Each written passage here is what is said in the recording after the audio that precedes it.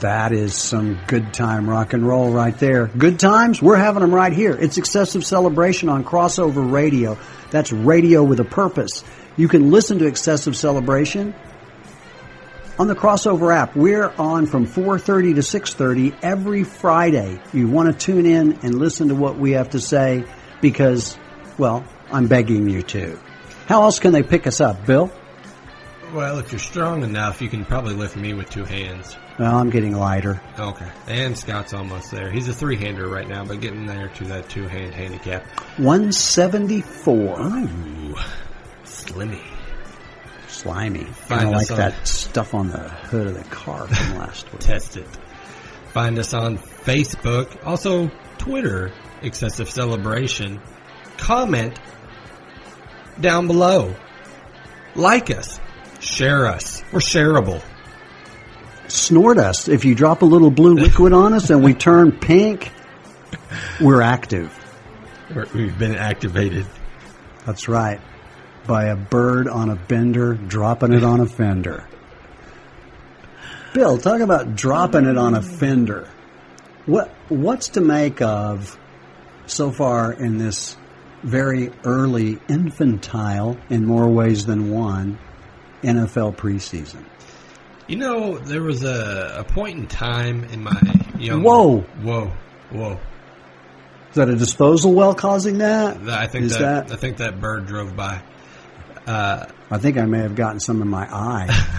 I would take ownership for that sound. Sorry. Point in time when I used to look at preseason and just be horrified by what I saw, right?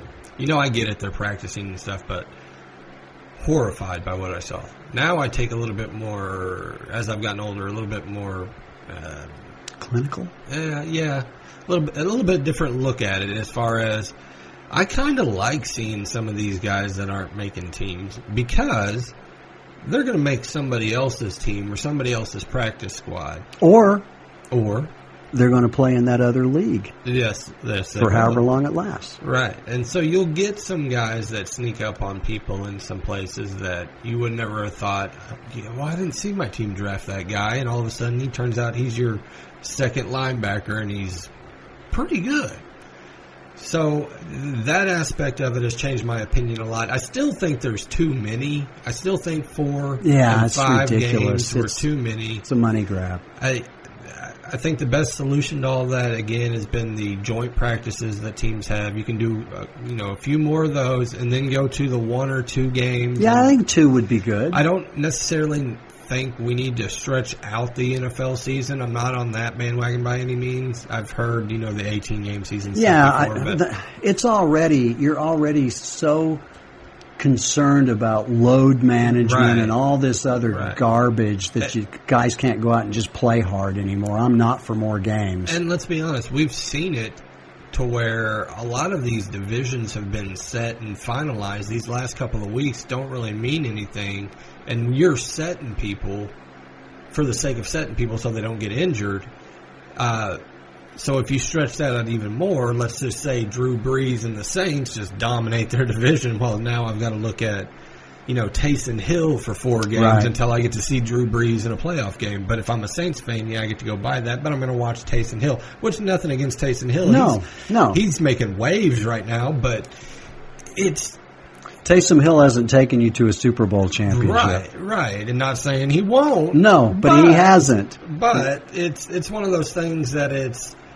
Are you diluting? Yeah, are you diluting down the brand just a little bit to get more money out of that situation? It's tough to watch sometimes, and especially as a fantasy fan, I've got to sit, Pat Mahomes the last 2 weeks to play in my playoff game and maybe possibly championship game because the Chiefs are already in and they're only going to play in the quarter. Like it doesn't make sense. Yeah, it's wild. Now, hearing some different things than we were listening to last week, I've heard some local people as well as people that follow Dallas very closely that think that these deals are all going to get done now prior to the first game of the year. I would think that there's better odds of settling with Dak Prescott, and my guess is it's going to be tough for Elliott to get that done. There was talk that he was in Dallas, and then his agent said he wasn't. That doesn't mean that he wasn't for a little while and went away, but anything you think is going to change, and there's local people here that are absolutely convinced that they're going to get these deals done before Game 1. Do you need to sign him right now?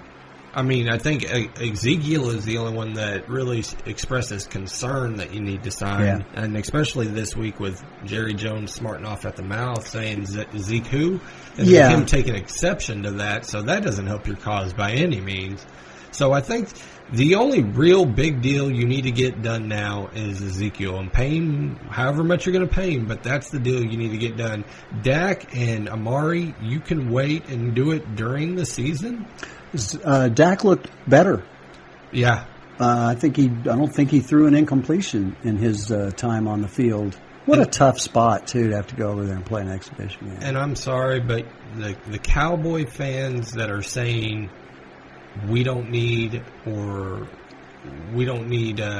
Ezekiel, yes, you do. Those are the same people that we talked about last week that said, of course Dak Prescott's worth $40 million. He's worth $50 million. You base this off one preseason game of watching Alfred Morris and whatever cluster of running backs in the back. No, you need a star back there, and you have one. Sign the man. He and Barkley in the NFC, and they're both in the NFC East. You've got to be able to get that deal done. Even as efficient as Dak Prescott was, I watched that game, and I watched pretty much all of it, Bill. I was taken by how much it looked like the Rams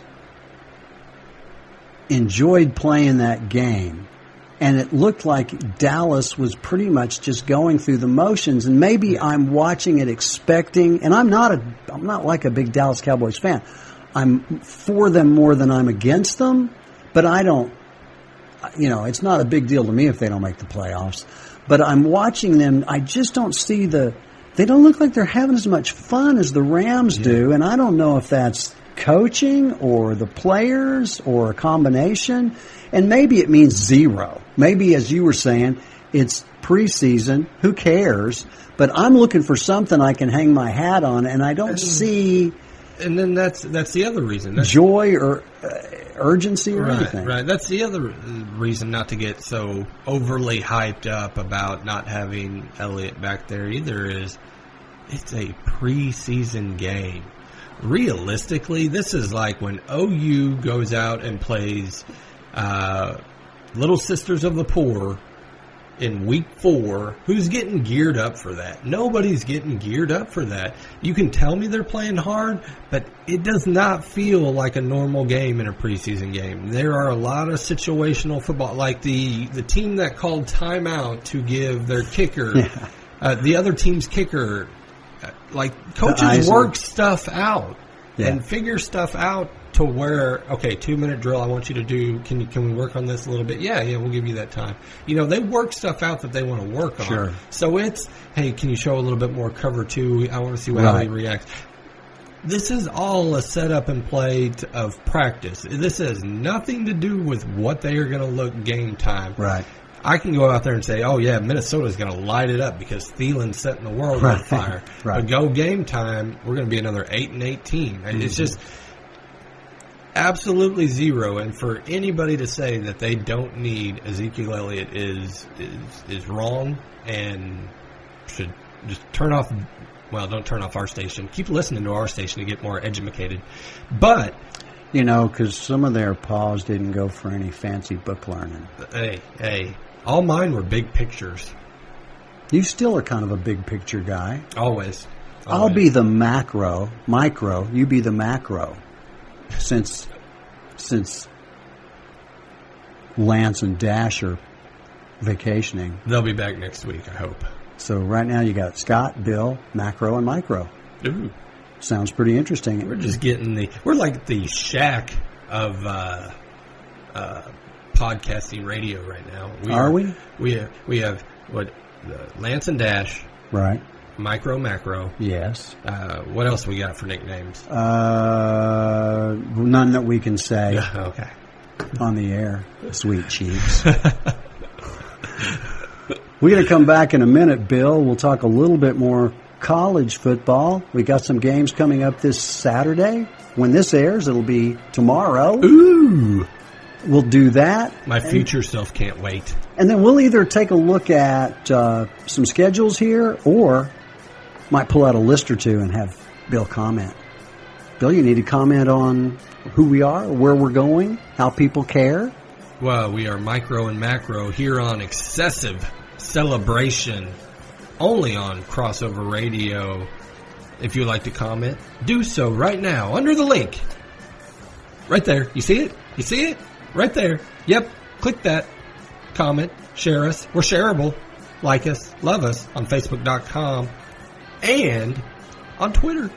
And Bill, if they're Dolphins fans, they can enjoy radio with a porpoise. Swim to that app.